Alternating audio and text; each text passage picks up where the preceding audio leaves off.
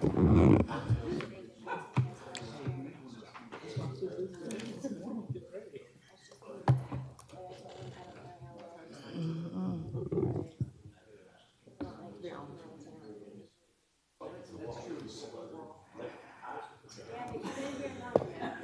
morning. Good morning. Good morning. Good morning. Good morning. Good morning.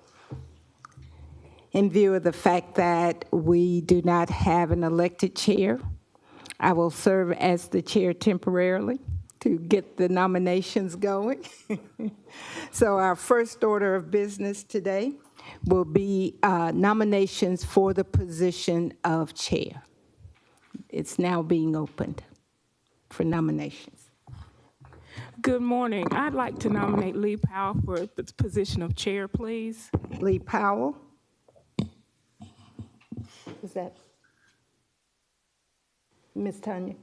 Is that what you said? Miss Lee Powell? Yes, please. Okay. I Miss Tanya. Lee Powell. Are there any further nominations? I'd like to nominate Marcy Wilhelmy.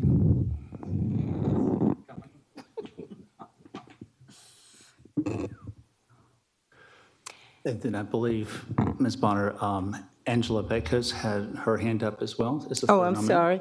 Can they vote? They would just come up with their commissioner district. It's going to show that. Yeah, but they can use the clip, that's what I'm asking. Okay. Yes, ma'am. I would like to nominate Dr. McCorn. Oh, okay, thank you.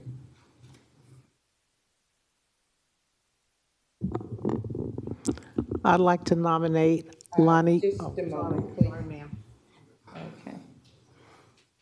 That-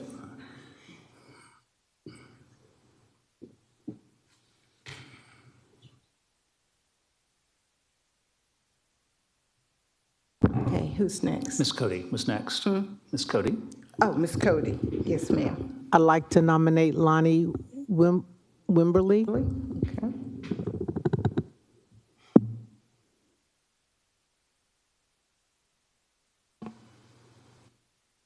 Okay. Are there any other nominations? Ms. Bonner, I don't see any additional nominations. The norm is that we would vote in the order of the nominations. It would require a majority of the members to do that. And so for purposes, what we would do is we go in the order of Mr. Powell, Ms. Wilhelmy, Dr. McCorn, and then Mr. Wimberly. If the first one receives 6 votes, then that would be the person be the chair. Okay? If we don't have a chair after the 4 ballots, we'll go back and we can have additional nominations. And are we going to vote this by the clicker? Is that correct? Mm-hmm. All right. In front of you, there should be some type of mechanism. Yes. I don't know how they work, but Ms. Bonner can tell you if she needs to. So Ms. Bonner, if you would call the first nominee. Mr. Lee Powell. So you'll be voting, if you're wanting to have Mr. Powell, you'll be voting Yes. yes. If you're opposed to him serving, then you. All those voting in favor of Mr. Powell. Do they? Yes and no or no? Okay. And those voting no, click no. Say no.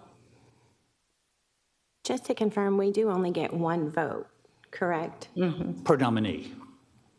Okay, so we can either vote yes or no for each nominee. Right. Right. Okay.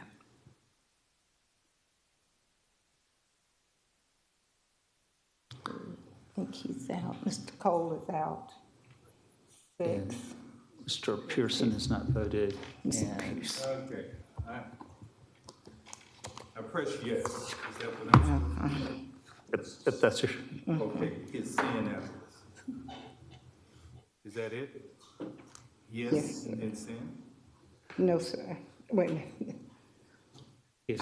I'm not familiar. I'm not usually on that end of the dais. Well, Mr. Pearson, you voted All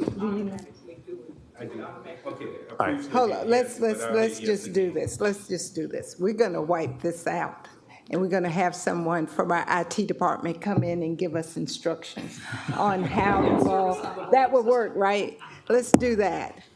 Are they coming down? Because whichever they put on last, that's what it gets. They don't have, you don't have to reset.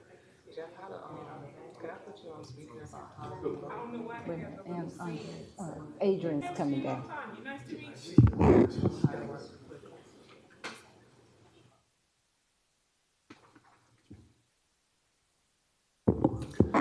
Hopefully, all the logistical issues will be done with by the first vote, so.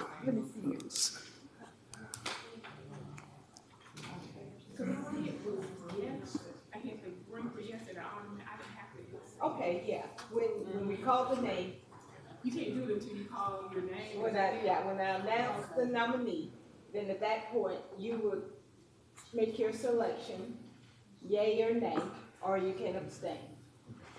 So, You don't have to hit send? no, it automatically. Please fix it. I'm gonna have IT confirm that tutorial. Got a bunch of newbies up here.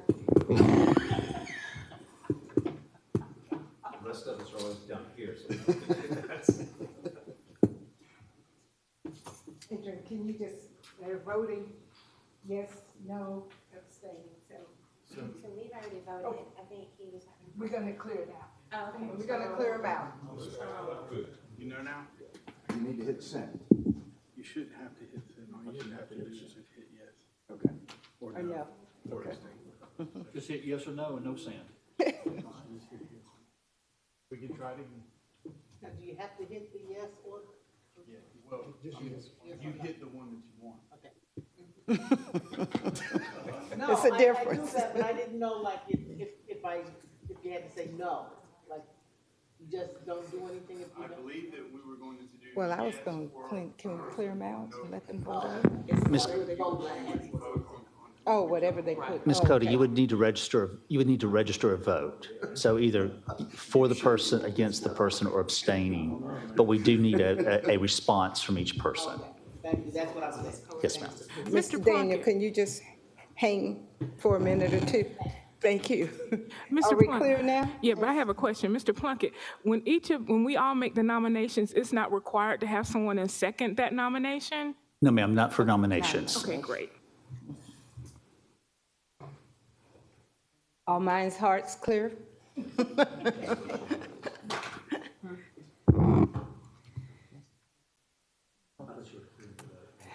Yeah, but, for them to clear it, they haven't voted yet. So their vote Yeah, will, whatever they put in there now is what the vote will be. It's just Mr. Pearson and Ms. Cody have not voted yet. okay. All right. Go ahead, Ms. Cody, if you would, please, just vote how you would.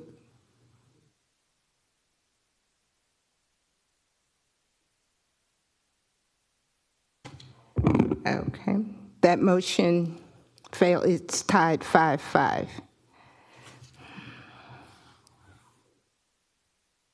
With Mr. McCorn voting no, Ms. Backus voting no, Ms. Wilhelmy voting yes, Ms. Turnley voting yes, Ms. Cody voting no, Mr. Powell, yes, Mr. Coleman, yes, Mr. Wembley, no, Mr. Fouché, no, Mr. Pearson, yes.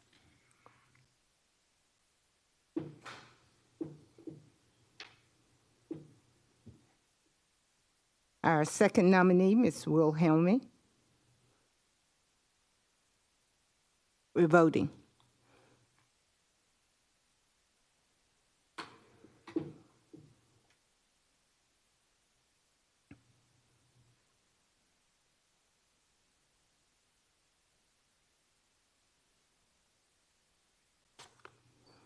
That motion nominee fails 4-6.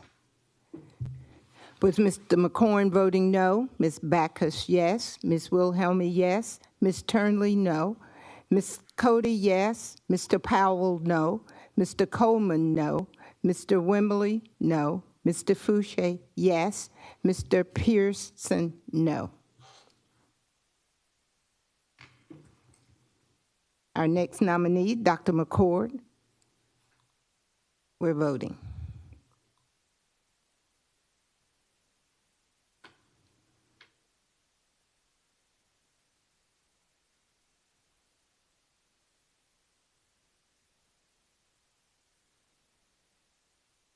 That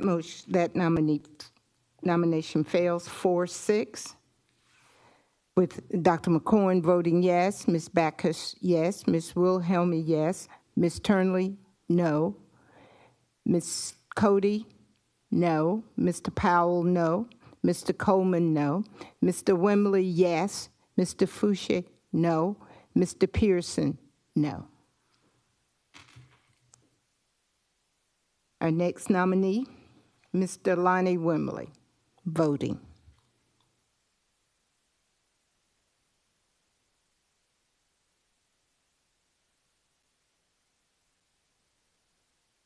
That motion fails.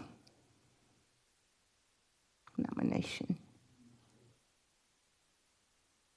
3-7.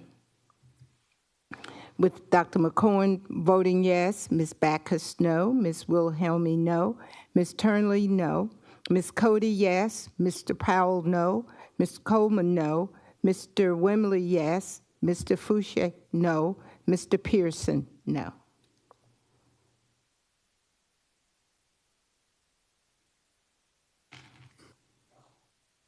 Ms. Bonner, we would need to open up the floor for additional nominees, Okay. which, by the way, could be, a person can be renominated as well.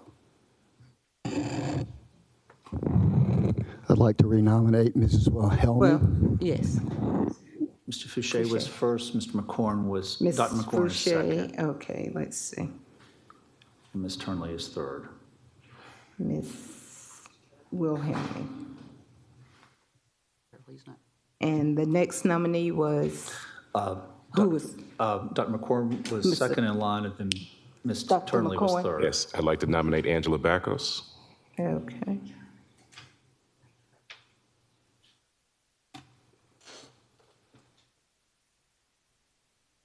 And who was next then? Ms. Turnley. Ms. Turnley. Yeah, I'd like to renominate Lee Powell, please.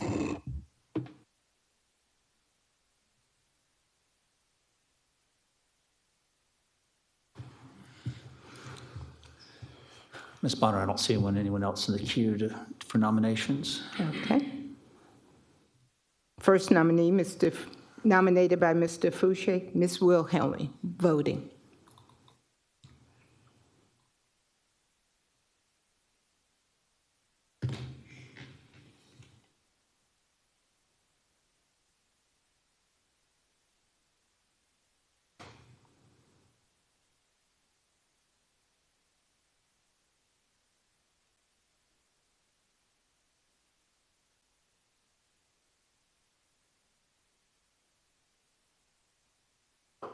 Ms. Backus, are you, Mr. Powell, yeah. Mr. Coleman, and Mr. Wembley, we're waiting.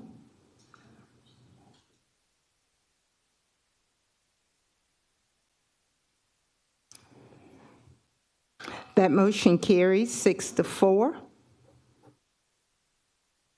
With Dr. McCorn voting yes, Ms. Backus, yes, Ms. Wilhelmi, yes, Ms. Turnley, no, Ms. Cody, yes, Mr. Powell, no, Mr. Coleman, yes, Mr. Wembley, no, Mr. Fouché, yes, Mr. Pearson, no. So it looks like Ms. Wilhelmi is the chairperson of our Charter Review Committee. Congratulations.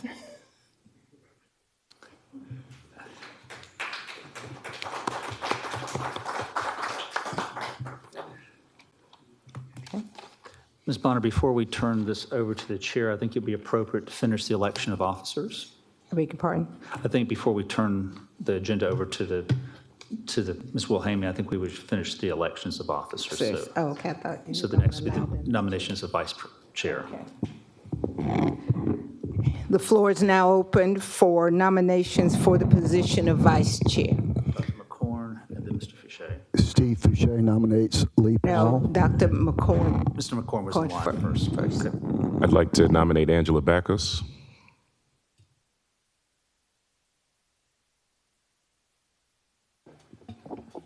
Okay. Mr. Fouché. Steve Fouché nominates Lee Powell.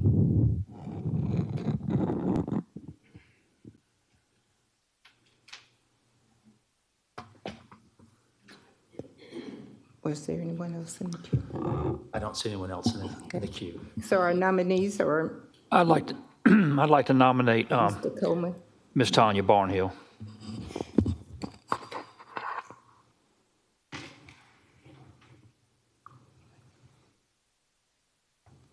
Okay, are there any additional nominees? Seeing none, we'll start voting with our first nominee, Ms. Backus.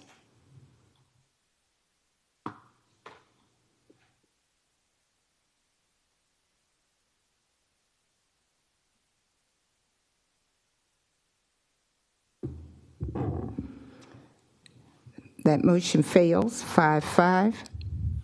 With Dr. McCorn voting yes, Ms. Backus, yes, Ms. Wilhelmi, no, Ms. Turnley, no, Ms. Cody, yes, Mr. Powell, yes, Mr. Coleman, no, Mr. Wembley, yes, Mr. Fouché, no, Mr. Pearson, no.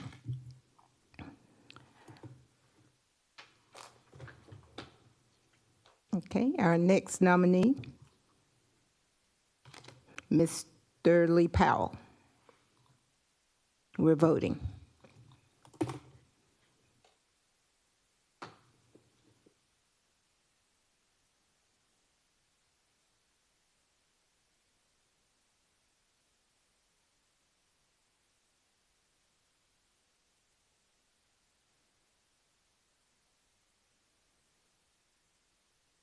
That motion fails 3-7.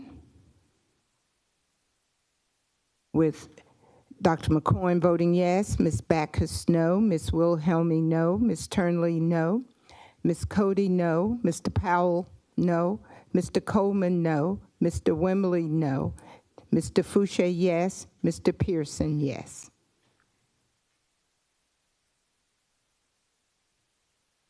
Our next nominee, Ms. Tanya Barnhill Turnley, and voting.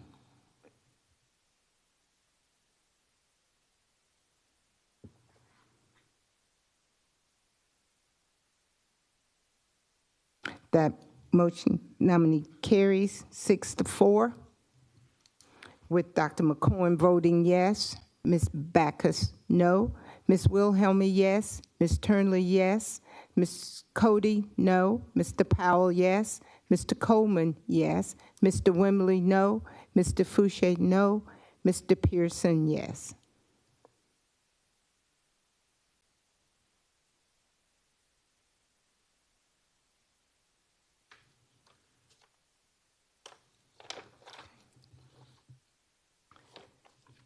Now we will hear nominations for the position of secretary. Fouché was in line. Mr. Fouché, were you asked to be recognized? Mr. Fouché, were you asked to be, I see your, Oh, I'm sorry. no, okay. No worries.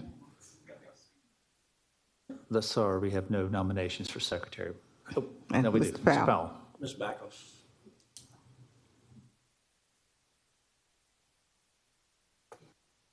Put up with 3 girl faces?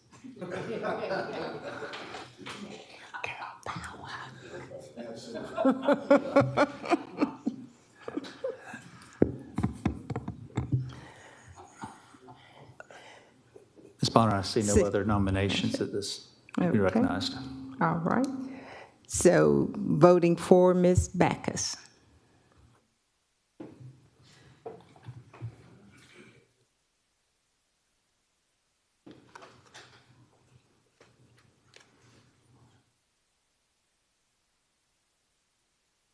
It's unanimous. All right, for GP. Ms. Bonner, I think it'd be appropriate to turn the meeting over to our newly elected chair, Ms. Wilhammy, to finish out the agenda. Yes, sir.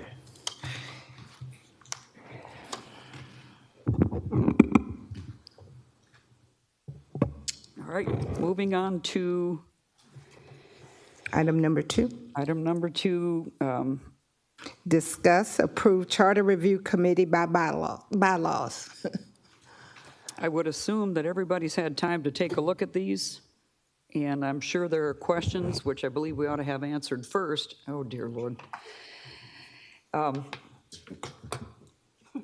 Let us begin with questions, and then let us proceed on to comments and thoughts on the matter.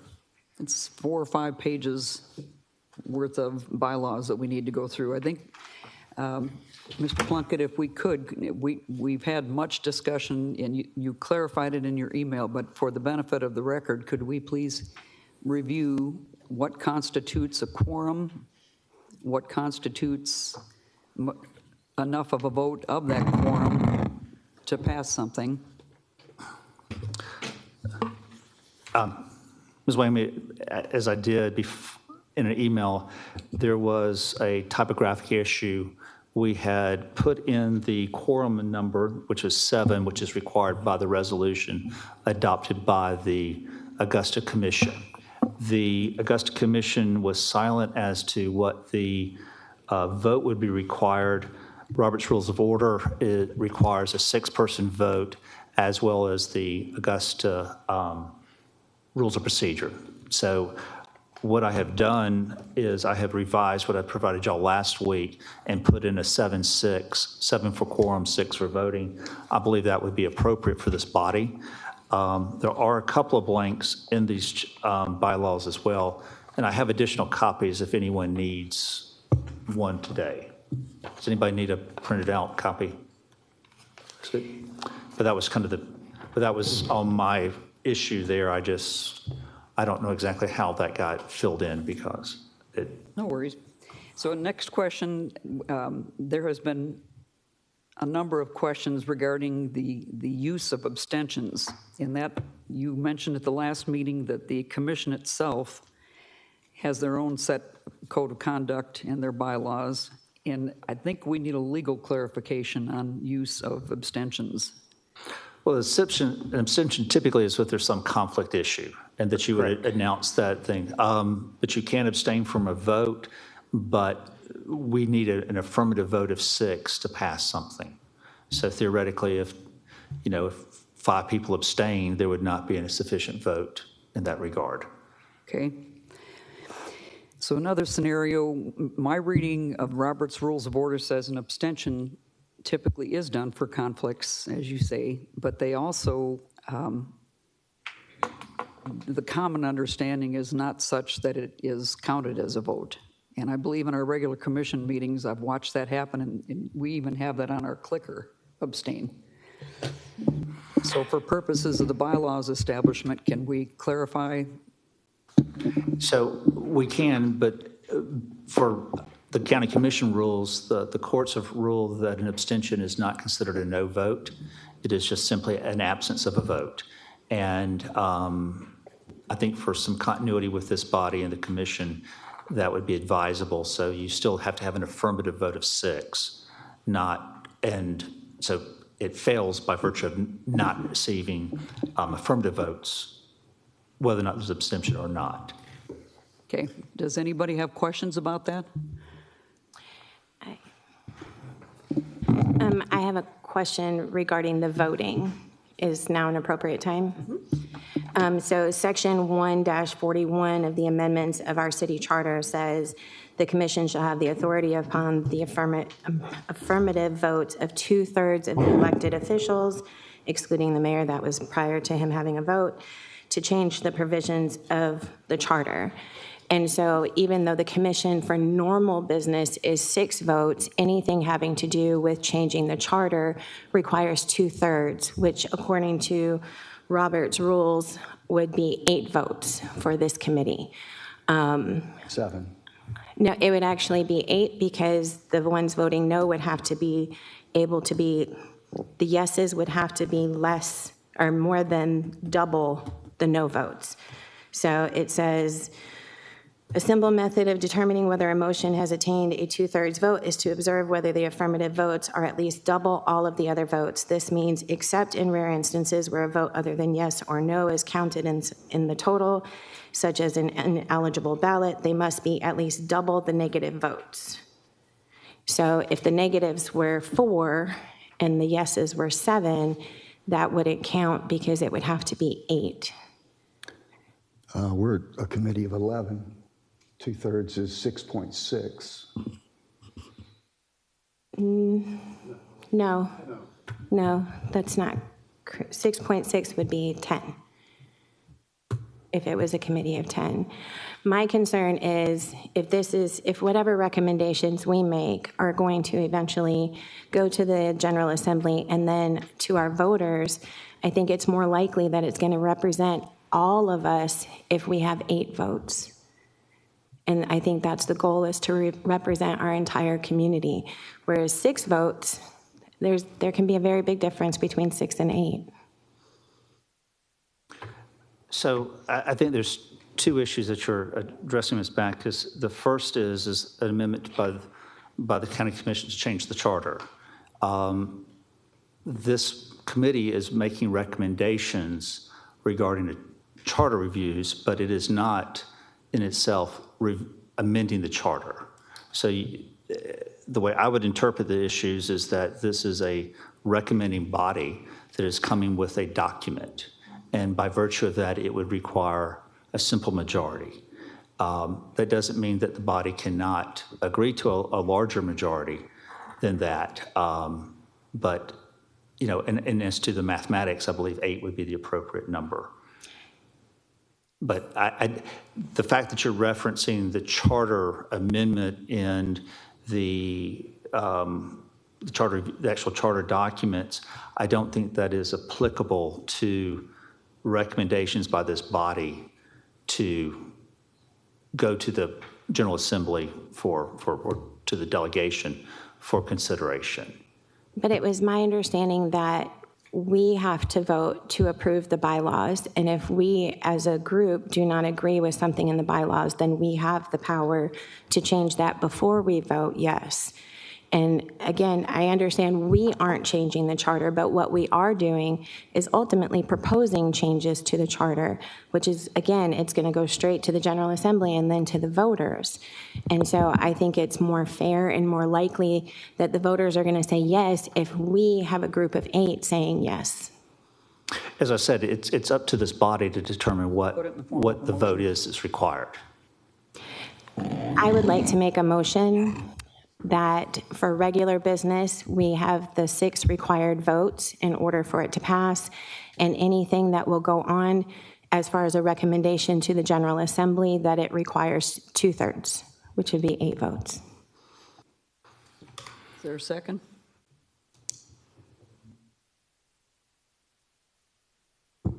I second it. Okay. Who is that? Lena, can you? Ms. Cody. Ginger? Yeah, Ms. Cody. absolutely. Lena, would you repeat the motion for us so that everybody is on the same page?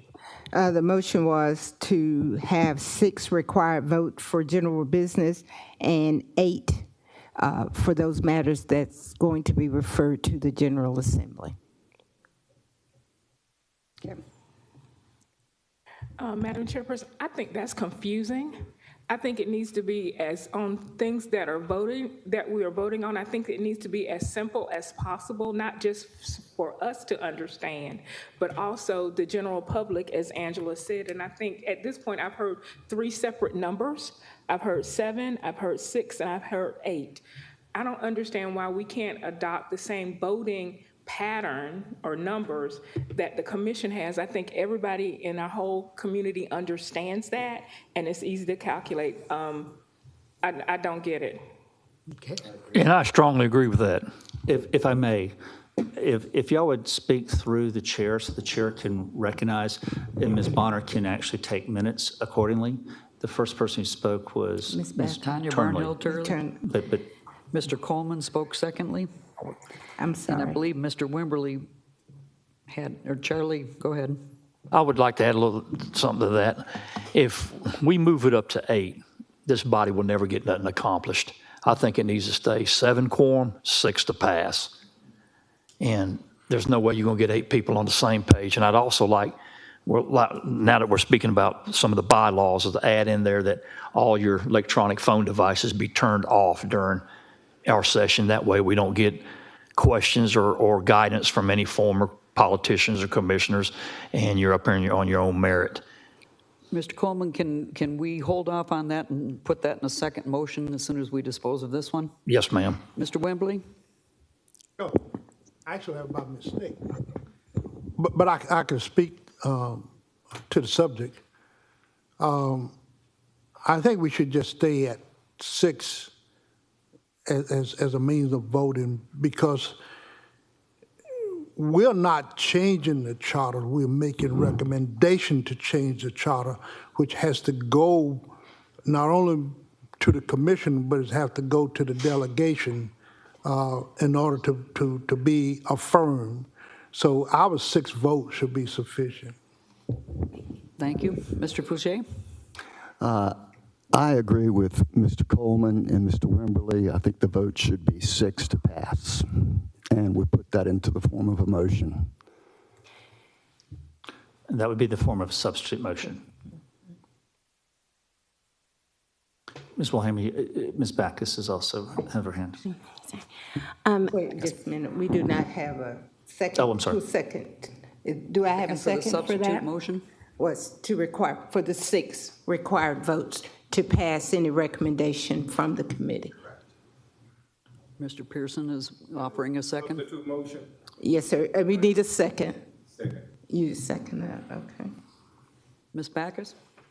Can we just clarify that the resolution that was passed by the commission states that they will get copies of what we recommend, but the commission does not vote on it or make changes to it before it goes to the General Assembly, which is why I felt like maybe we needed to have more votes in order to make sure that it is more straight across our community. 6 votes is too easy to be one side or the other. I think even if we could come to an agreement on 7 votes, I think that would be a fair middle ground.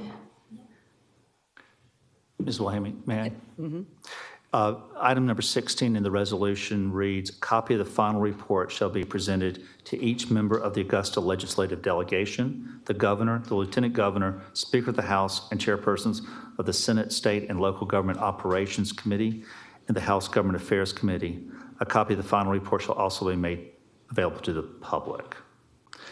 And then further on 17, all proposed final recommended changes and updates will be submitted to the Augusta Local Legislative Delegation for approval in the Georgia General Assembly.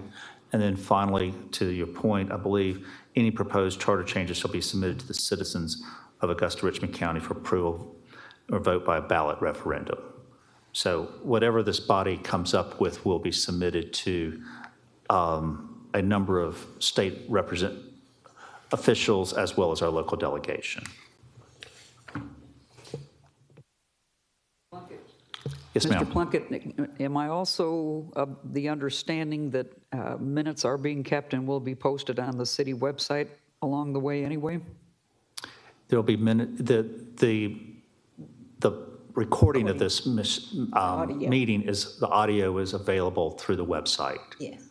But not necessarily written minutes. Okay. But they can listen or view it. Right. Okay, And it's being streamed now. as we speak. As we speak, yes. My motion, please. Okay. Ms. Angela? Can I adjust my motion to, rather than 6 for regular business and 8 for anything going to the General Assembly, since the 2 numbers can cause confusion like you were saying, I would like to adjust it to just a straight 7 votes in order to pass. Procedurally, we would need to deal with the substitute motion at that point, and then if that passes, then it would be the 7 quorum 6 vote. If that fails, then we'd vote on the primary motion, at which time I think you could amend your primary motion. So we're going to initially take a vote on the substitute motion, I believe, first, Ms. Bonner. Yes, ma'am. Can we please reread that?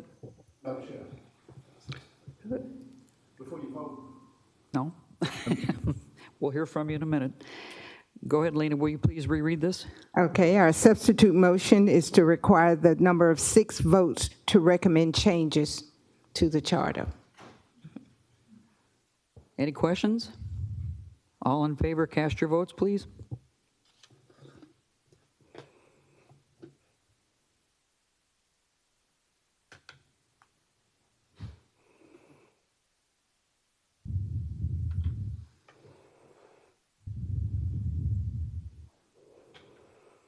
Mr. Wimberly?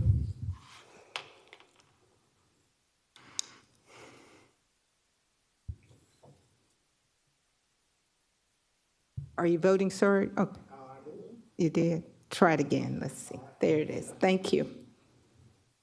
That motion carries 7-3 with Ms. Backus,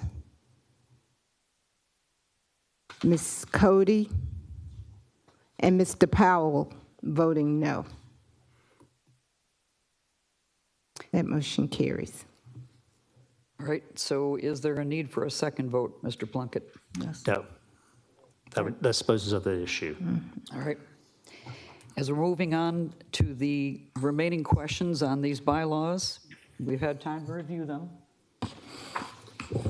Mr. Coleman? I would just like something added to the bylaws to where all the committee members that are seated up here do not use their electronic devices like the cell phones to get text messages from news agencies or former or present commissioners to guide them in the direction that they want to go. I think we need to be an independent body and we need to work together and not be influenced in no kind of way. So I'm asking for cell phone devices be turned off while you're sitting up here in the chair. Is there a second? Just a question of clarification, is that a bylaw matter or a rules matter? Does that have to be added to the bylaws? I'm not in opposition, just want to know for protocol purpose. Well, we don't have any rules or procedure at this juncture. We could adopt additional rules, or you could put it in the bylaws as a mandatory issue. The difference between the two is if it was procedural, then down the road, if someone, it would be arguably easier to deal with procedural issues to change. So,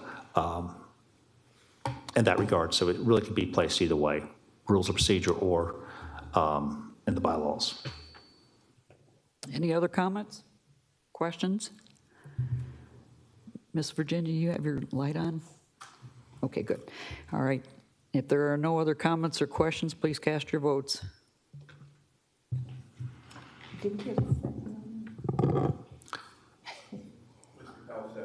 Mr. Powell did? Okay.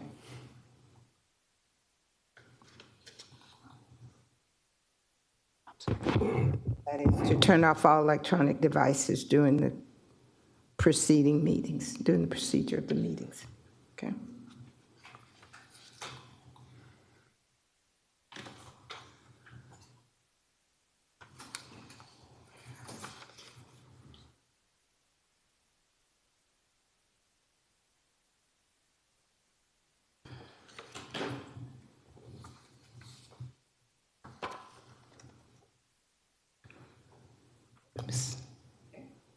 Ms. Turnley?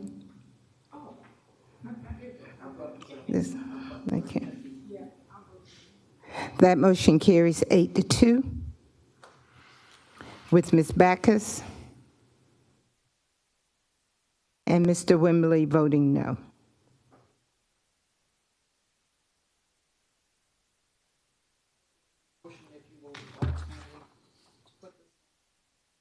Let's all turn our phones off and be done with it now. Start that practice before every meeting. If you just put it on airline. Yeah. True. Yeah. I've got too many. My husband will be calling. All right, thank you.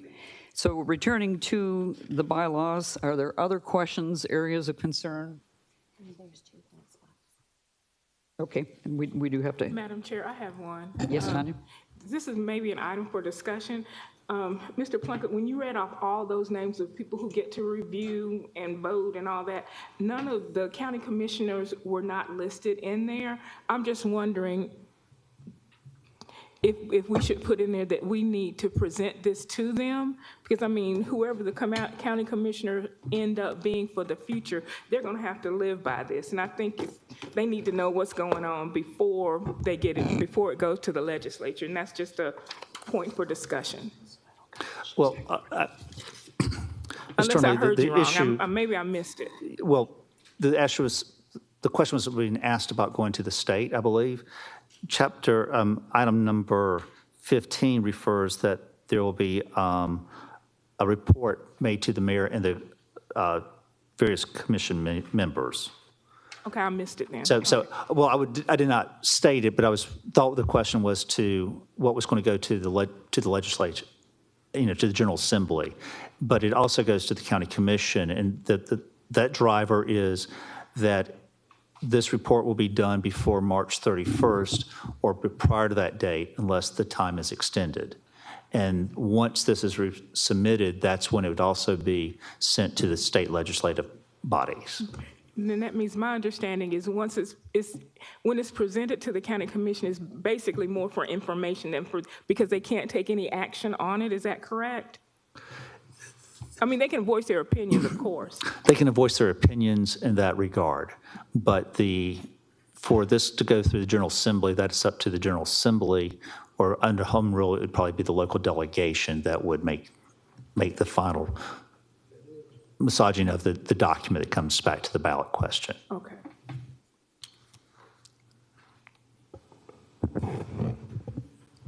Mr. Pearson. Madam Chair, thank you. For clarity purpose, now we're saying that when we create these proposals, it's just simply going to the commission for review. There'll be no modifications, no deletions. It's just simply going to the commission and to the mayor for review, and then forwarded on to the state legislators or the legislature. That is correct. A commissioner may give their opinion to someone in the legislative body, but this report would not be amended as to what goes to the state delegation. And so the question is whether or not they will opine on it. We have 11 commissioners and a mayor, so I imagine there'll be some opinions that are voiced. Thank you. Ms. Barnhill-Turley? Yeah, Ms. Chairman, with that being said, that means that the local delegation or the state legislature can make changes to what this body presents to them, where the county commission can just make, I guess, recommendations, but our state representatives and the legislature itself can make changes? Yes, ma'am. Okay. Thank you. Ms. Bacos. So from my understanding, I thought the legislative body could, but not our local delegation. And the commission can, if they have opinions and they come and they say, hey, we think we should do this, and they pass it, that the legislative body would also take that into consideration and then ultimately choose which one they wanted to go with and offer to the voters. To make sure I'm understanding, what I was saying to Ms. Turnley, that the report goes to the legislative delegation and to the state. That body, or the General Assembly, has the ability, so to speak, through the local legislation delegation, to make any modifications how they would like. The county commission would receive the report as finalized by this committee, and if they wanted to give opinions to the delegation or someone at the state level, they could, but it would not be amending this report. So I think we're saying the same thing, just slightly different. Any other comments? All right. So Had you proposed that? That was more of a comment, not a motion. Yeah, not a motion. Okay, very good. Thank you all for your comments and your thoughts. If we don't have any additional comments, Rod, I'll come back to you in a second. I think we've got a couple other things we want to knock out in terms of how often we want to meet, how many public meetings, et cetera. But first, let me acknowledge Mr. Pearson. Madam Chair, I just wanted to ask, as far as citizens are concerned, at this particular time, for an example, former Commissioner Hassan has been raising his hand multiple times. At what point do we address the citizens? So that's up to this body, how they would like to do it. I believe the Carl Vinson Institute had provided some sample things of that nature, which would, on an agenda, would typically, I believe, would be toward the end of the meeting when you would have citizen comment. But they could give their opinions about the best way to do it. So the idea was that in your agenda for each meeting, you would have some type of time for comment.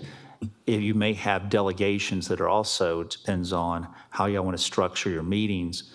And then the other part is whether or not you want to have public hearings in addition to the working moments of this body. But I think that, truthfully, I've only been involved in one charter review committee, and that would be this one. So I might defer and maybe want to recognize the folks from Carl Vinson Institute to see if they have some comments about the best time to put in public Wonderful. comment. Mr. Rex. Sure. Thank you very Dr. much. Rex. It's again, a pleasure to be with you all. And in terms of recommendations, we clearly recommend some public hearings. But the mechanism for kind of ongoing public comment, we have suggested that we have a form on the committee's website to allow for some of that public comment.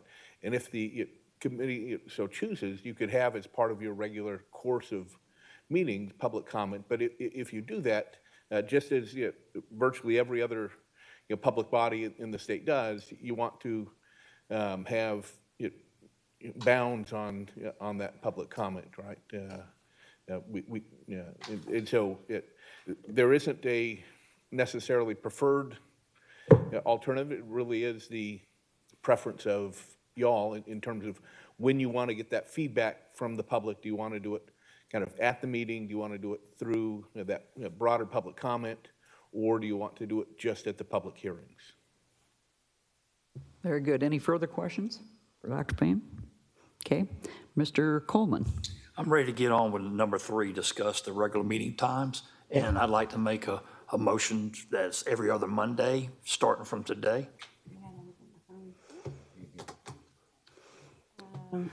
Is there a second? Discussion on Madam that? Chair, before you go forward, Ms. Bonner may have a little bit more information on availability of the space. Yes, and it narrows it down to Thursdays. Thursdays, we have regular scheduled meetings in the chamber utilized by our Planning Commission, our Planning and Zoning Board. We have several other commission and authorities that use the chamber as well. So in working with UGA on our meetings, Thursday seems to be the best date for us to have the meeting without having rescheduling issues for the other already scheduled meetings for the chamber. So, Ms. Bonner. Now, the time is open. Okay. I'm going to just share what we're hearing from other people on this group here. We have a firm desire to meet someplace where we can see eyeball to eyeball, not here. So Linda Beasley room it is, and we set tables up so we can. Yeah, and then I know last week we had a discussion about maybe utilizing other meeting spaces. We had concerns regarding security as far as the Beasley room. As you all may know, that space is not required to go through security before entering that space. And But that's was a that concern. possible to go through the machines and go past the elevators in and lock the doors and immediately go outside? Well, security, I would leave that up to the marshal's office, who's in charge of the security needs for this building. That was shared with us. Also, our IT department, as far as our equipment is concerned, the Beasley Room is not equipped to hold these type meetings. The equipment is not available to accommodate each member when conducting the meetings, i.e. microphones and things of that nature. And the seating depend on the number of citizens that once this really gets going, the participation from the citizenry of Augusta may want to attend the meetings. The Beasley Room has a smaller capacity to hold such attendees to the meetings. So those are the type things that we may need to consider before we maybe decide to relocate the meetings. Okay, Mr. Fouché? I respect Mr. Coleman's desire to meet bi-weekly, but we're at the conclusion of April. We were supposed to be started much earlier in the year, and we're tasked to be completed with our work before March. I would suggest we try to meet weekly each Thursday, as Ms. Bonner has suggested, and respectfully, I think this room provides more decorum for those meetings. We're not even discussing anything important today, and we have a lot of people in the room. Ms. Bonner, did you have something? No. Okay. All right, others? Ms. Angela? Is it possible when we're like really getting into a topic to have work sessions? I understand because it is a meeting that it has to be available to the public in some manner. But during those work sessions, I know we previously discussed possibly meeting in the conference room. And there is Wi-Fi or camera capacity in that room. But just during those work sessions, and then we can come out and be here for regular meetings. Would that possibly work? Does that make sense? It is a little bit difficult because like I can't read my stuff without putting my glasses on because I can't see anybody down there, but I can't read over here. And it's like they're all strangers down there. So it is, I do like the idea of being around a table, especially if we're getting into the meat of something, to be able to look somebody else in the eye. And I can't hardly see their eyes down there. Ms. Bacos, are you saying that just for purposes of the working session, you would withhold votes until you return to this room at a meeting time? You're saying for the working session? Yes, just for the working sessions, just for discussion. And from my understanding, the conference room still has webcam capability and can still stream. Mr. Plunkett, does that pass muster? The room capacity. We can make you, as far as moving space to space, that's certainly permissible as long as we're not, convening outside. The question, I think, really comes to logistics than anything else. And, we could hypothetically say we're going to meet in the conference room, but if there's 40 people who are interested in that particular subject matter, there's not capacity for those folks to be present, so then you're moving back here. I'm not sure how y'all want to structure things. I don't know if you're talking about having any type of committee, subcommittees of this body, which that may be something that you may be able to meet in a smaller space. I'm not sure, but Ms. Bonner has a lot of history with the commission and knows that certain things tend to generate more citizen review and participation. And so, what I might suggest is for the moment, for the next 2 or 3 meetings, meet in this space. Let's see how many people actually show up. And if we're looking at, 10 people or so, that would be fine. But if I was to say you were to go in the committee room today, you would probably exceeded your capacity. So I think that's just the practical thing of that space. And the Beasley Room, logically is a great space, but again, for those who cannot participate by coming here, the streamings would be very poor. So I think that's just it's not the friendliest of out, the dais kind of thing, but it's practical in terms of how this would go for the first several meetings. But I would defer to Ms. Bonner's knowledge of logistics in this place and encourage y'all to meet in this space on at least for the first 2 or 3 weeks. Okay, Ms. Bonner? I concur. Okay. Mr. Wembley? I would like to do a substitute motion that we actually meet on Thursday at 2 o'clock and that we meet here in this chamber. Anywhere we meet as a body is a public event, so therefore we have to make space for the public.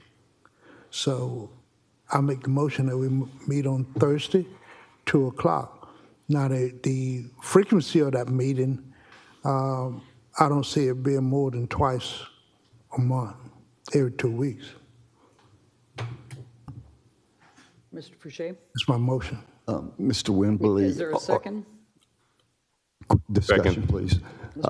Dr. McCorn? Are you Second. agreeable to modifying your time? I'm agreeable. Could we move it up earlier in the day? If the body is agreed to it, I'm agreeable. Thursday's a good day for me. Can we say 11 o'clock?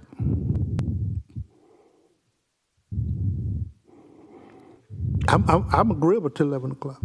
If I can just add, I think 11 o'clock is a little bit of a weird time because then you're going to catch people right at lunchtime and Can we we're say going to one- want to get hungry and leave early. So can we do 10? I'm absolutely fine with 10 o'clock if that works for the group. Are 10 you o'clock. okay with that? So your substitute motion is to move to biweekly Thursdays at 10 a.m. Is that correct? That is correct. And Dr. McCorn, you're amenable to that? All right. Biweekly. First and third. Yeah, First and third of the month? sound good. Others? Anybody else with feedback on that? First and third of the month's 10 a.m.? All right, 10 a.m. let's cast our votes.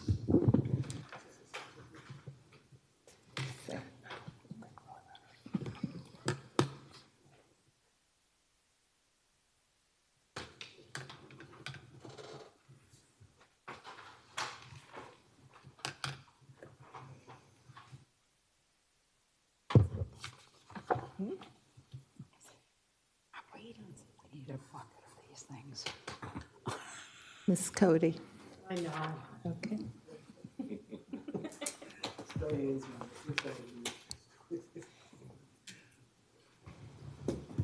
That motion carries 10-1, with Mr. Powell voting no. Okay. Thank you all. The next, I think if it's amenable to everybody on the panel, might we table the location thing while we work through the marshal's office and just settle those things once and for all? It'll be a very simple vote next time we come back. Go ahead, Ms. Tanya. I see. Postpone. Go ahead, Ms. Tanya. Madam Chairman, I see our marshal, Ramon Lampkin, sitting out in the audience. Is that something we can task him with so that he can report back to us and give us our options as far as security by our next meeting on the 3rd or whatever that date is? Hate to do it, Ramon, but I saw you out there. Madam Chair, Yes, sir. we don't have to have the location in the bylaws. It would be, maybe it would be more appropriate with the chair, you've heard the comments, to meet with Ms. Bonner, and then we can, we all have the date, and we have the time, and when she sends out the public notice, she can notice you as to the location. Excellent. Very good. Ms. Barnhill requires a response from Mr. Lampkin. No, let me clarify what I was thinking. What I had in mind was when the previous discussion about security and the Linda Beasley room. I mean, he's the expert. He would be able to tell us. It doesn't have to be today if that is even actually possible. If it's not possible, then we'll take it off the table and come up with another option. Good. Okay, thank you. Dr. Fain, I believe you're up. Oh, I had it. Oh, I'm sorry. I'm so sorry. Pardon me, 1 second. Ms. Bacos. So we didn't address section 2, the citizen participation. We have to, it's asking how many public hearings, and I believe there was discussion before about 4, like breaking all of the charter into 4 pieces and at least having one. Am I the only one that remembers that? Mm-hmm. But having at least one public meeting per section before we vote on what will be sent to the assembly. If I may, Madam Chair, the idea is that, do you want to have public hearings, which could be outside of this venue? It could be at Diamond Lakes, or it could be at Warren Road or something like that, to have the opportunity to be heard. It is not required that you have a public hearing. It's beneficial, I think, that you do that. And where you could put in that we'll have a minimum of 2, you could end up having 6, whatever that feedback, but this is more of a issue in terms of that regard. And then do we also need to address in this section about public comments during these meetings? So these were drafted with a little bit, I'm going to use the word flexibility, is that the chair is going to set the agenda for each, and then y'all approve the agenda. But the idea, she'll submit the agenda to everyone. And if it's something that is anticipated there'll be a need for public comment, she could do that at that point in time, included at the beginning or heel of the meeting. Alternatively, if you have frequent public hearings, you may not need public comment at these public meetings because you're getting the feedback through that. You had mentioned the idea of a workshop earlier. To some extent, your public hearings could almost be seen as almost a workshop with the public to let them hear their comments. So if the chairperson does decide that we can have public comment during, let's say, the May 1st meeting, do we not need to add into the bylaws what the restrictions and expectations are for that?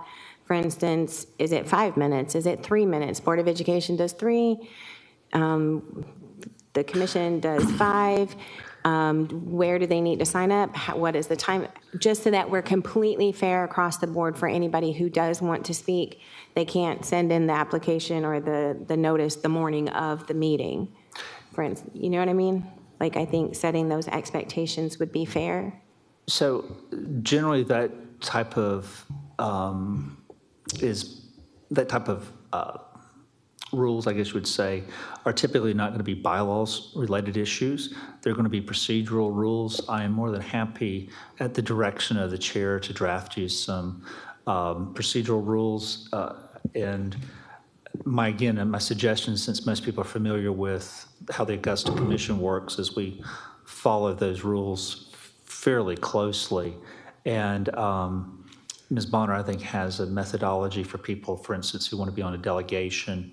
If there is going to be a delegation, slot for that meeting, there would be she could set that up. And so I would not reinvent the wheel, but I would probably follow those, and I'd be more than happy to have some rules of procedure for the next meeting. May I ask that Ms. Bonner, Ms. Barnhill-Turley, and Ms. Bacos remain after the meeting so we can put together what our request is to our attorney? Absolutely. Thank you. Thank you, thank you, and thank you also for noticing that. Similarly, with the public comment aspect of things, do you regard that as bylaw related or rules procedural? I think if it's going to be during a meeting, that would be procedural. If you're going to have public hearings, I think that would be a bylaw that you're going to have at least 1 or 2 or whatever the number is, so the public knows that they will be heard. Can we discuss numbers? We can, but let me return to Mr. Wimberly a moment. Yes, we started out on section 2, and we ended up discussing section 5, B in section 4. So in section 2, would that be just really we trying to set up how we're going to have a forum for the citizen? Correct. So if that's the case, then I think we need to set those up when we have something to give to the citizen. And whether that's every 3 months, or every 4 months, or every 6 months, but we set that up. And to give the citizen the opportunity to just give us feedback. In section 4, 5 Bravo, we can give opportunity to have input, and I would say in that section, you give 5 minutes at max to have them give some input if they want to make comments to and recommendation to the body here. And so addressing the 2, I think we should just go back to section 2 and how often do we want to have public hearings? And then come back to 4, 5 Bravo and discuss Absolutely. the minutes, how much time we want to get them to say something. And we should be able to do that now. Chair recognizes Ms. Barnhill. I agree with Mr. Wimberly, but I'm not sure if we need to set a specific date. I think we need to set a minimum number with whatever that maximum is, because for a while, we're not going to have anything to report on because we're trying to get it all together. So I think having a minimum number, then whatever that max is, and maybe I would love to see, if it's a public hearing, at least 3 locations: Diamond Lake, Swan Road, and the Beasley Room, because those are pretty much known within the community. If there is a public meeting, you've got at least 3 opportunities to participate. Can we have that in the form of a motion? Can we add to it real quick? We are separating the charter into 4 sections and discussing each one before we vote. So we'll be voting 4 times on what we're sending to the assembly, is that correct? Because I think we also need to make sure that we're hearing from the public before we vote. It doesn't make any sense to hear from them afterwards. But would the sections supersede or substitute a committee? Because there would be 5 committees since there are 5. I don't know. It's up to the chair. It could work both ways. Can we have a motion for how many public hearings this body would like to plan on having? I would like to put forth a motion that we have a minimum of at least 4 public meetings, and that each one be done before we vote on anything that is final for what we're going to send to the assembly. So that's a total of 12 meetings. Is that correct? Am I understanding this correctly? If we're separating it in 4 parts, I think it's important to do it 4 times. Madam Chair, I think we can be a little bit more efficient than that. I'm not sure what the number is, but I'm thinking having 12 meetings, not saying it's not needed, that's a lot. I'm not a proponent of meeting just to meet. I'm a proponent of meeting and having meat on the table and actually getting things done. So I'm not sure. To me, 12 just seems like a bit much. Okay. So I didn't suggest 12, I suggested 4. I think you could also alternate the different sites, but I think it is important, if I hear from community members about something that we're not going to vote on for the next 6 months, it seems a little bit irrelevant in my mind at that point. And so I think having stuff fresh in our minds and hearing from them and their opinions before we vote on something that we are going to send up, I just think it's important to do it right beforehand. Acknowledges Attorney Plunkett. Ms. Buckus, what we were discussing about, breaking up the charter into parts, that was more of a hypothetical that could be done in 4. What the norm would be, I think, is that the chair will meet with the Carl Vincent group and will come up with an agenda of how the charter will be reviewed. That will then be presented by the chair as these are the issues that are going to be addressed. Some things may be fairly mundane, some of them may be very controversial, and we can have that set up before the next meeting of how the charter is going to be broken into parts. And that way you'll have an idea of how frequently, that may help you know how many meetings we really need to have of this body, and also help in terms of the number of public hearings. It may be that after meeting with them that this is going to be broken into 3 sections. It could be broken into, a dozen sections, however that may work. Hopefully not a dozen, but, and so I think what you'd want to do is set your public hearings at a minimum. And then once you're getting to a point of we have accomplished a goal, then have your public hearing and have the comments before you vote on it. Because at that point, you could distribute language and people would have something to comment on at that juncture, and then you could vote after that.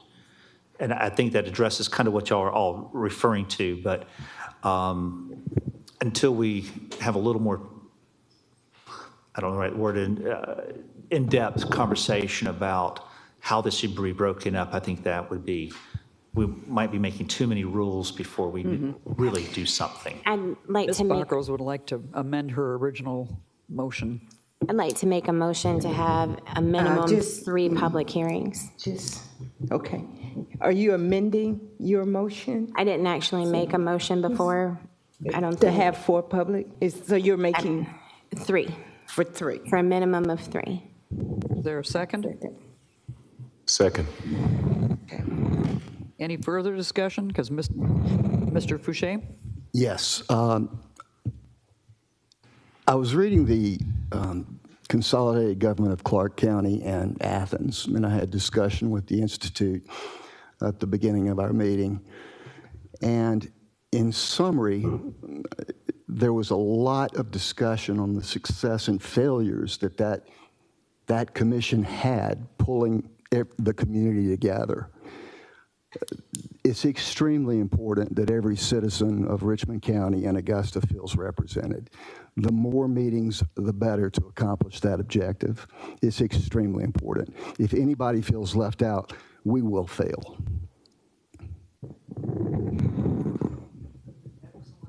Excellent and true point. Mr. Wimberly? I'm in agreement, but we're setting the meeting numbers now. I mean, how many times we gonna meet?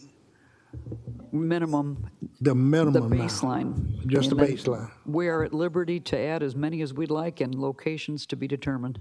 I don't know that we can establish it. Well, to fill out the rest of this form to get this completed for today, that's where we've got to start. But we can certainly add to, and the members we can meet as many times as we need to publicly. And at a future time, we would determine what dates that is. Okay, thank you. All right, any other questions? Anybody else? Let's cast our votes.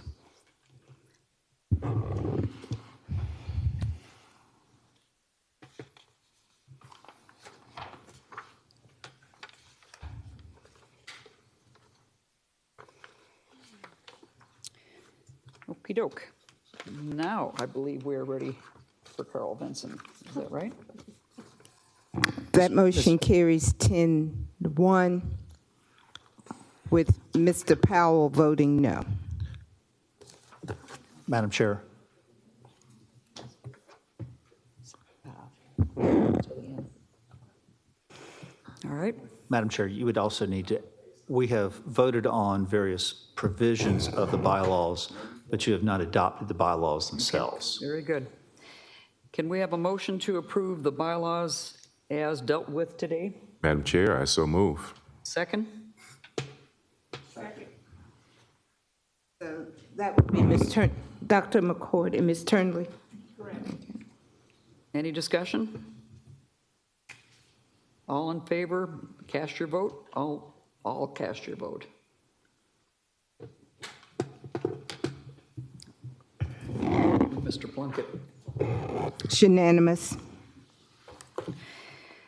Okey doke. Carl Vinson. And thank you, for the opportunity to be with you and to work with you all. We're going to have our presentation will consist of two components today. The first will be a little bit of a recap to remind us about the nature of consolidation and the basic structural options that are available.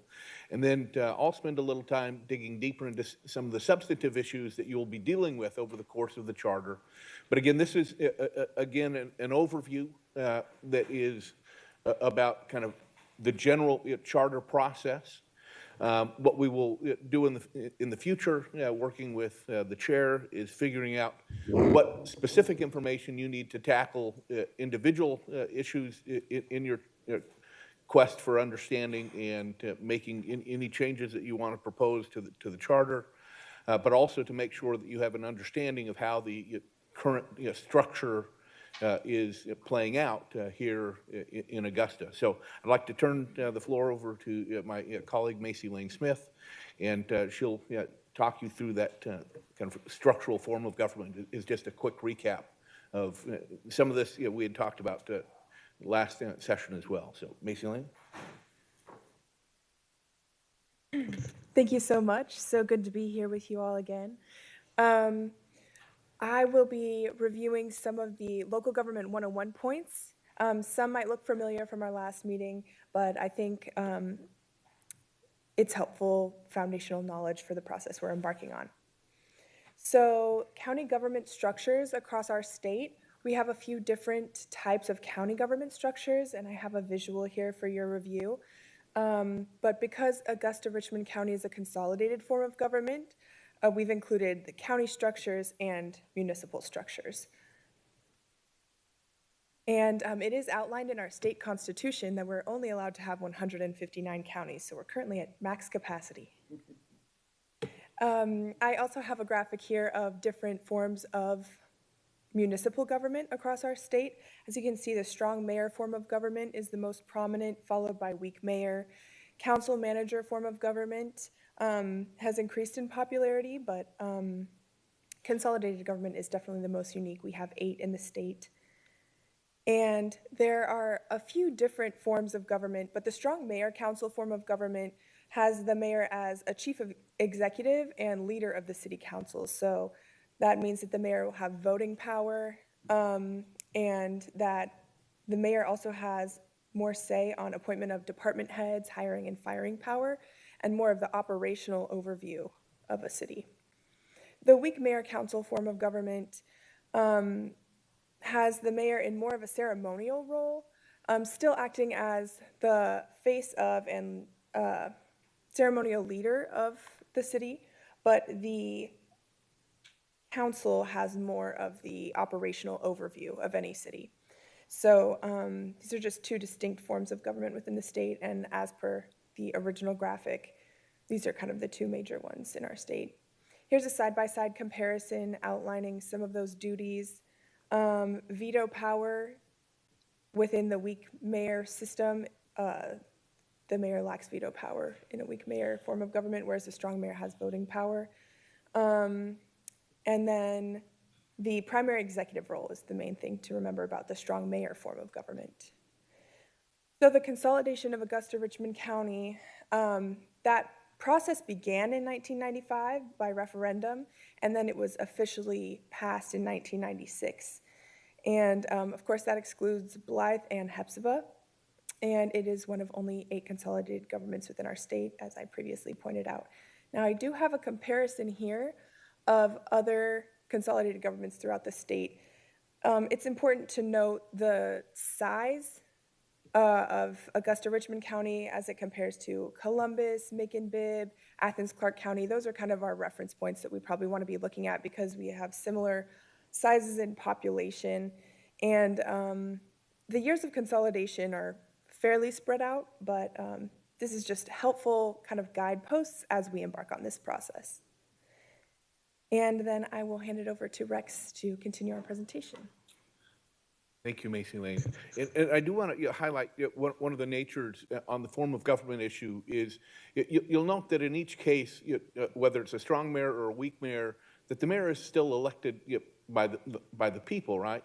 And so the real question is, what set of authorities and responsibilities do you want to endow that mayor with through this process? The Constitution allows for the merger of governments. In this case, this has already been done, right? And so we don't necessarily need to walk through this, but it essentially allows for a city and a county to come together and to do all of the things that they could do individually as one unified government. Where in other instances, if you're not a consolidated government, there are some taxing authorities, for example, that you wouldn't have if you were a county, but you might have as a city. Some service responsibilities that you would have as a county that you wouldn't have as a city. So a charter, as we had mentioned before, is that governing document. It's essentially the local government's constitution. It usually highlights the differences between the executive role, the legislative role, and the judicial role, and how these powers and in whom these powers would be vested, and how they would play out in practical terms. Most local governments that have a charter have dealt with all three of those that we typically term branches of government: legislative, executive, and judicial, in their charter document. And again, that's a choice as you make proposals to either maintain, alter, or whatever this committee decides to do. You have the ability to shape that charter moving forward, subject, obviously, as was pointed out earlier, to the ultimate decision-making of the state legislative body. So the key elements of a charter are normally the kind of incorporation and power, so the creation of an actual entity that has powers and responsibilities, how that government is structured, whether it's strong mayor, weak mayor, council manager, et cetera. And then how the organization will generally take care of its administrative proceedings, including the clerk, the county attorney in this case, and any personnel administration that would go on.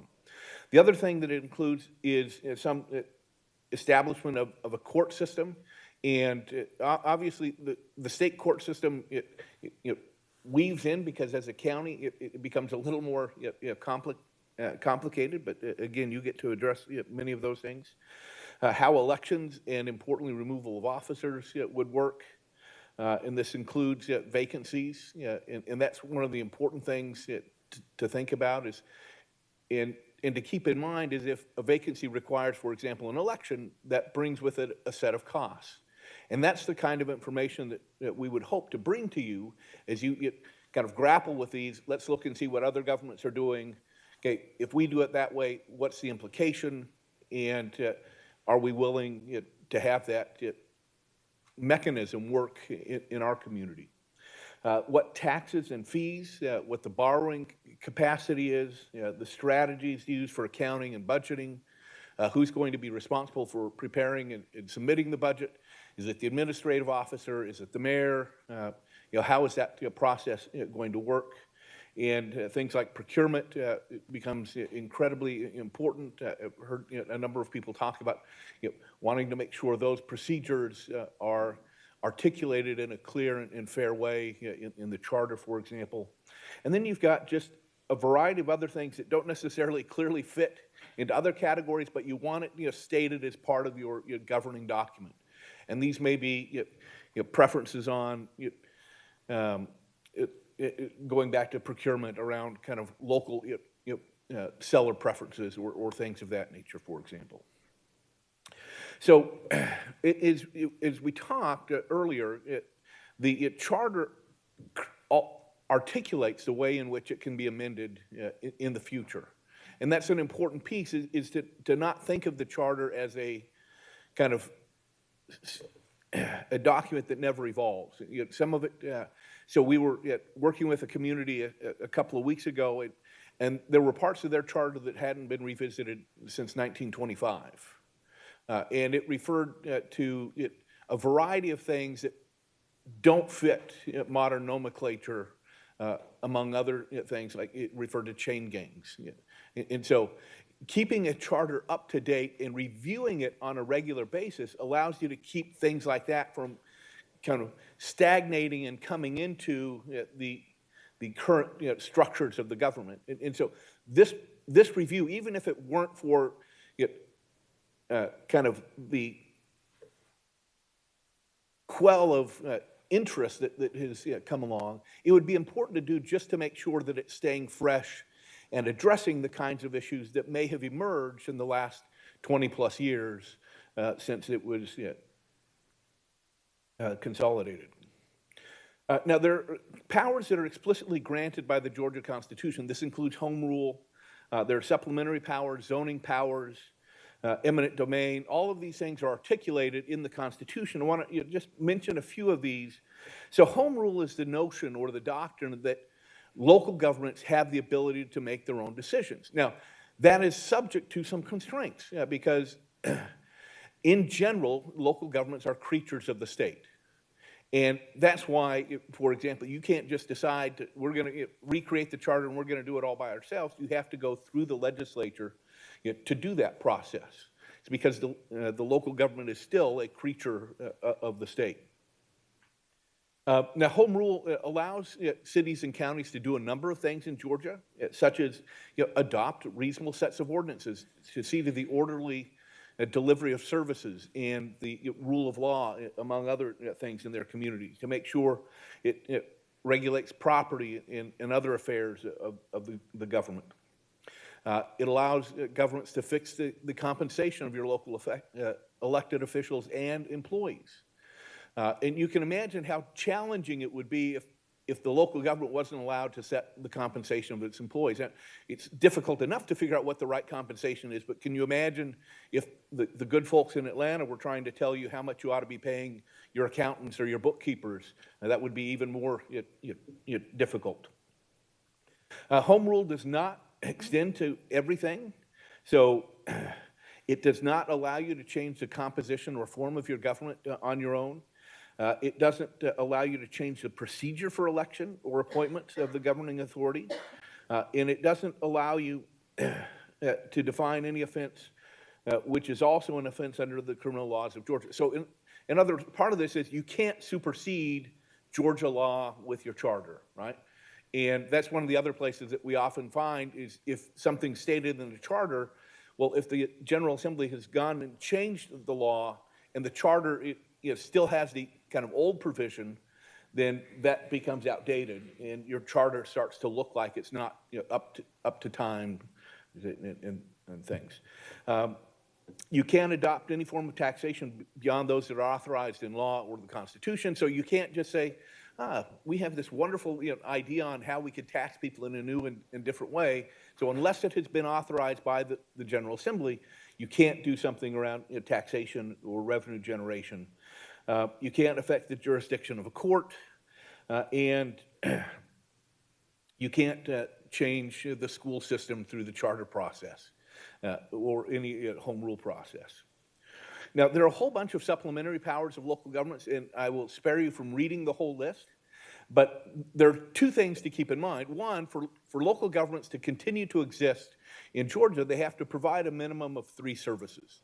Now, in a community like Augusta, that is not a problem, right? You're a full-service, large operation that provides a whole host of services. But you get to choose from among these services. These are essentially the set of services that have been authorized by the state for local governments to engage in. So these are kind of without a question, you could do any of these if it's something your community wants. But you don't have to do all of them. And so, again, this is just a broad list for you to think about.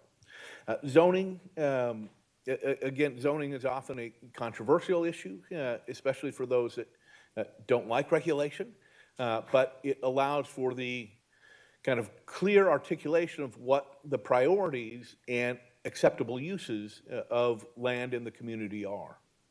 And that is authorized under the Constitution.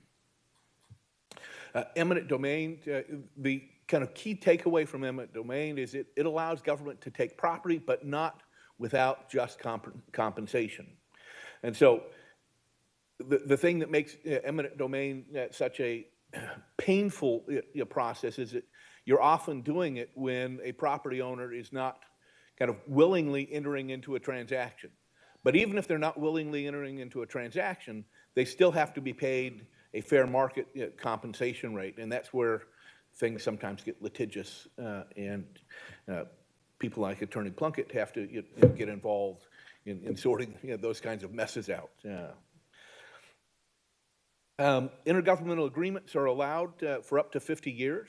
And again, this is the kind of thing, so even though Blythe and Hepzibah were kind of excluded from the consolidation, they could choose to enter into intergovernmental agreements over the long term for the consolidated government to provide services to them if they decided that that's how they wanted to do things.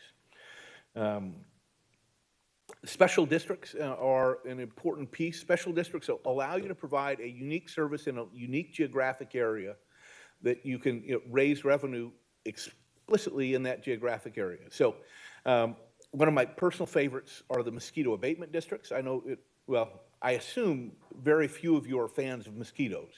But mosquitoes, unlike the good people of Augusta, Richmond, don't know where the city ends and the next county begins, right? And so what you often do is you have these mosquito abatement districts that often cross jurisdictions so that you can, in a more strategic way, fight a common enemy, we might say, the mosquitoes, especially as we start to get closer to summer. But the issue is that you can then, in that district, you could charge a tax or a fee specific to, in this case, mosquito abatement, or it could be water, it could be fire, it could be any number of services, but it allows you to have a defined geography. So one of the issues that Mr. Fouché kind of mentioned about Athens-Clarke County, one of the areas of contention was around garbage collection. And so for those who lived in the old city of Athens, they were accustomed to having the garbage collectors go around to the back of their house and pick up the cans and take it out, where the folks that lived outside of the city had been wheeling it out to the curb for the garbage trucks to haul away. That was one of the early points of contention. And they solved that by creating a special taxing district that allowed for them to differentiate the kind and level of service that they were going to have. Now, that all is to solve. You collect garbage in the back of your house, we'll collect it at the front. Most of them are much more complicated because we're dealing in government with complicated issues that are often challenging to solve in the first place. The gratuities clause, I don't necessarily want to say a lot about that other than we have to be careful about how people get compensated, and they can't get extra compensation for their public service, in a nutshell. So updating the charter, there are at least 6 reasons that we encourage communities to do this. And you can decide if you have one of these that wants to be your mantra. It may be the modernization, right? Changing terms that seem outdated or don't fit the current context that we're in today. It might be that you're really wanting to focus on mitigating the risks that the community, because of changes in the legal environment and legal exposure of the city. It could be that you want to make sure that it complies with federal and state laws, and that's going to be one of the things that you focus on. Alternatively, it could be about making sure that we protect the process, to make sure that we don't just allow things to happen without kind of due thoughtfulness. And it could be that you just want to make sure that people have access to the process. And I've heard that from a number of folks when you were talking, for example, about how many public hearings should we have, right? The concern there that's driving it is we want to make sure the community is engaged in a way that allows them to have confidence that this represents the will and desires of the people, and not just a committee that is not willing to listen. And then the other thing is that there may be things that are unique in the Augusta-Richmond case that don't fit any other context, and you want to be able to deal with those. And some of that may just be because of the local history. Some of that may be because you have unique events that other people don't have. And I don't know that you want to necessarily address the masters in the charter, for example, but there are things that make you Augusta a clearly unique place that will require you to think differently than they do in Columbus or in in Macon-Bibb or in Athens-Clarke County, or in any of the other consolidated governments around the country, places like San Francisco, Denver, Kansas City, Indianapolis. These are places that have also had consolidations over the years. And one of the things that we do see is consolidations can be driven by a number of factors. It could be driven by a desire to try and do things more efficiently. Indianapolis, I can't remember the number off the top of my head, but there were something like 100+ cities in the greater Indianapolis areas that when they consolidated, it was to try and make things much more manageable, and so you didn't have the kind of duplication of service and duplication of administrative efforts, et cetera, et cetera. But at the end of the day, what matters most is that you make the decision about what's going to fit for your community. And what we are going to do and are committed to doing is helping you find the answers that you want to know about. And so we want, if there's a question that you say, okay, we're really concerned about the way in which police services are delivered. We'll want to show you what the alternative strategies that different communities have used, or what's the way that animal control has worked. Has it been on its own department? Has it been under the direction of the sheriff or whatever?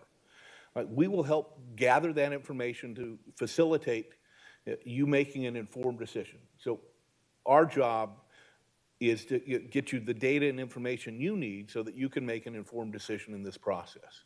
And we're excited to help you. We're excited to make the drive down, and it will be early mornings we have one of our colleagues in Atlanta, but I'm sure she'll be excited when we tell her that we're going to start at 10 o'clock in the morning. But we are perfectly willing to do that, and we're committed to being of service in any way that we can to help this process be as effective and as inclusive as it can be in the community. So with that, we look forward to our upcoming conversations. We'll be working with the chair, and she will help us figure out what kinds of information. So any information that y'all need, we encourage you to funnel it through the chair, just as a kind of matter of an orderly process. That way, that will allow her the opportunity to kind of truly manage this process, and you can then hold her accountable for how she's doing. And you have that ability where, and we will be responsive in working with her as well. So thank you, Madam Chair, and we appreciate the opportunity to be with you. We're very much looking forward to working with you guys, and we're going to work very hard to keep the number of road trips so that you don't need to buy 2 new cars in the middle of this process. Thank you for everything, Rex and Macy. Macy, is it possible for you to email that PowerPoint to Ms. Bonner so that she can then forward it to the rest of this committee for reference? Yes, ma'am. I have already sent a copy actually to the clerk's office and Great. also to IT, so it should be on our webpage soon. Wonderful. Thank you so much. As a matter of a couple housekeeping items, Ms. Bonner wisely is holding my shaking hand and has asked that going forward, we acknowledge individual people wishing to speak and to funnel all requests to do so from the chair, and then I am to refer to you by your proper name. So I will attempt, if anybody has any specific requests like Mrs. versus Miss versus hey you, let me know. We'll do what we can do. Also, Ms. Bonner has asked that each of us, if we have not already done so, proceed over to the IT department to arrange our city emails to facilitate communication. And I understand that's right next door. Aside from that, I'm going to defer and get off schedule a bit here to acknowledge former Commissioner Ben Hassan.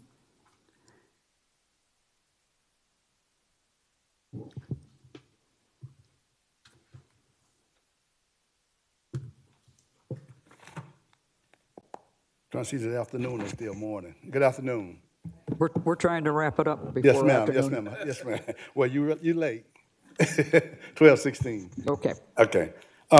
First and foremost, thank you for the opportunity to address it. And what I'm going to start out with is probably going to be is after the fact at this point, but I still would like to express it just for thought purposes to yourselves moving forward. And that is when you was talking about the 7 votes and 8 votes, 6 votes. Clearly, when you started looking at your bylaws, you had 7 votes there, 7 as a quorum, 7 for business. And what you all conducting or making recommendations about is not ordinary business. It's the business of the highest order, is how we're going to operate as a government and what we're going to look like as an institution moving forward per some of you all's recommendation. And so with that being said, I also inclined to believe that a little politics got involved in reverting it back to 6.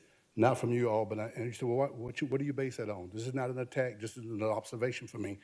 Because after you had you all break last week, 2 weeks ago, the question was asked by Ms. Bakers to the attorney.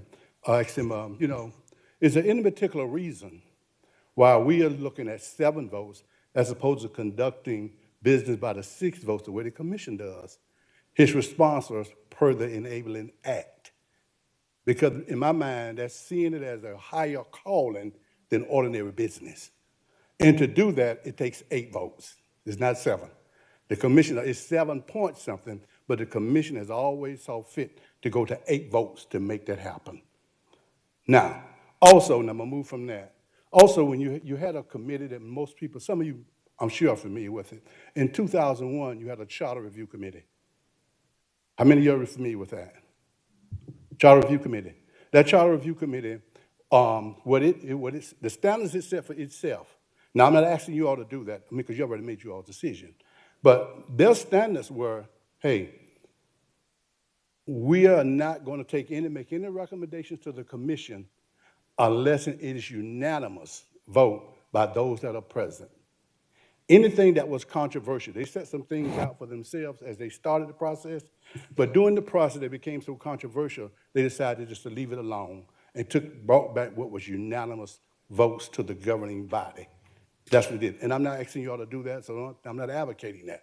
I'm just, once again, I'm showing you where the standards were raised in terms of what they were doing and where they were suggested and how they viewed themselves and what they were doing. And I just want to read some of the citizens that was on that board. And I think many of you would know most of them. And I'm not going to try to read anything else. The name was William R. Thompson was the chairman, Marion Barnes, Nathaniel Charles, Barbara Gordon, David Hudson, Rod Zettenberg, Samuel McGuire, Mallory Miller, Quincy Robinson, Paul Sanders, and Jimmy Smith. And the attorney Attorney Walls was the overseer of that as a parliamentarian. So they raised the standard for themselves. They didn't lower it because they didn't see what they were doing as ordinary business. Finally, I'd like to say a couple of things here. You already know this. You are a recommending body. And I've been to every meeting pretty much when this conversation was had by the commission. What you all take back, we'll go back for the commission. The commission can reject everything you say or approve it or change nothing or change everything. It goes back to the commission. And then whatever they decide to do goes to Atlanta. And what they're going to do most likely is going to take a kind of like a supermajority vote to make that happen. So the commission will look at everything that you all say, because you all wrote, and that's what happened here too. They made recommendations to the committee, to the commission, and some of them were accepted, some of them were not accepted. Your recommendation, they may not accept anything you all bring back. They may accept everything. But you all are a recommending body. And so I just want to make sure also when you make out your agenda, I would think there'd be public meetings, so that agenda that the chair makes out, and if it's bound to get it, then it would be in the public domain. We would have access to that too, so we can stay abreast. And I will appreciate definitely what you all have come to a conclusion about when you all get to a point that you're discussing the heavy lifting that you all are doing, that before you cast a vote, y'all will allow the public to weigh in on those things and do it, because it could make a world of difference. The more information makes you a better body. So thank you very much for y'all's time. Thank you, Mr. Hassan. Anybody have any comments, questions? All right. If not, can we entertain, I'm sorry, Angela, pardon me. Ms. Backus. Ms. Backus, that's right. Thank you. I just want to clarify, and that's what we were discussing earlier. The commission does not have to approve it. The commission gets a copy of it. No, ma'am. According to the resolution, and I I did look at that because it was brought to my attention. And that's why I had asked for us to have the higher votes. But according to the resolution that was passed, I believe in January, the commission gets a copy of it. No, ma'am, it's not going, that's, if that's what's written, Ms. Bakers, that's not the intent. And if Just Mr. like you Plunkett said, just like you said, there was a typographical error on the 6 to the 7.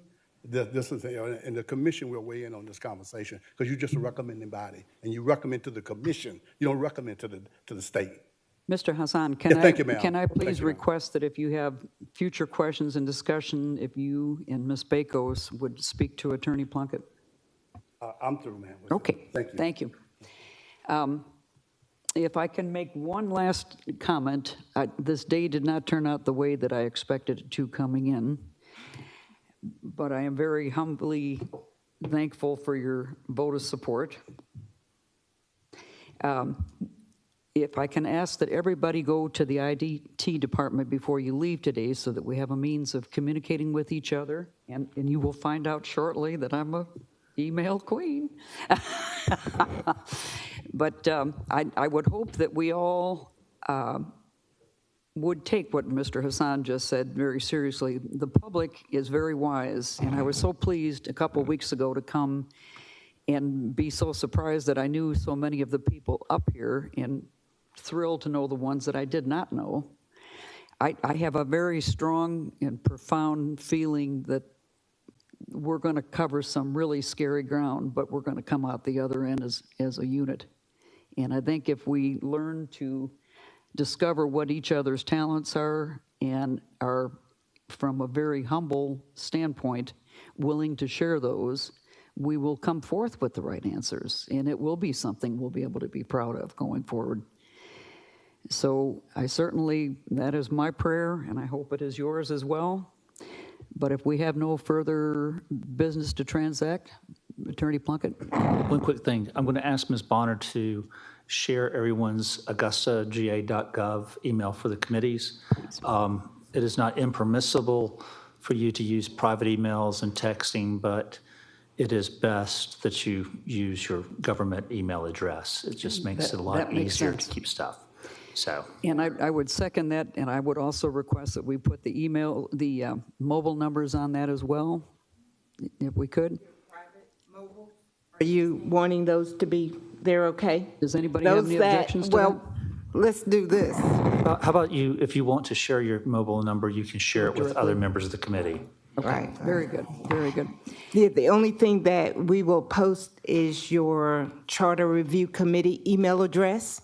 And keep in mind, all of your communications on that particular website is open records. So be mindful of that when you're communicating with each other, knowing that it is considered public record. Yes, ma'am. Ms. Bonner, I think she was referring our private phone numbers to share them with the other committee members. We had discussed it at the last meeting, getting a list of everybody's contact information. So if we can, amongst each other, have that information, please don't put my cell phone on the website. That's not what we meant. Okay. The any communications are still subject to open records.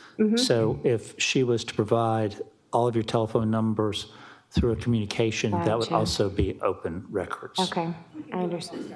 Yeah. Well, keep in mind, most of them are on your TBQs anyway. I'm thinking that you all either put one number that you own on your TBQs, talent based questionnaires. So that information is out there and it is open to the public. Very good. Thank you for the feedback. If there is no other business to be transacted, could we please have a motion to adjourn? So moved. So that was Tanya Barnhill and Marvin seconded, or Charlie, or both. All in favor? Aye. Motion adjourned. Do we have to go through the vote? We have to go through this? Hey, Lena, everybody is going to be voting to leave now, so I think by general acclamation, meeting adjourned.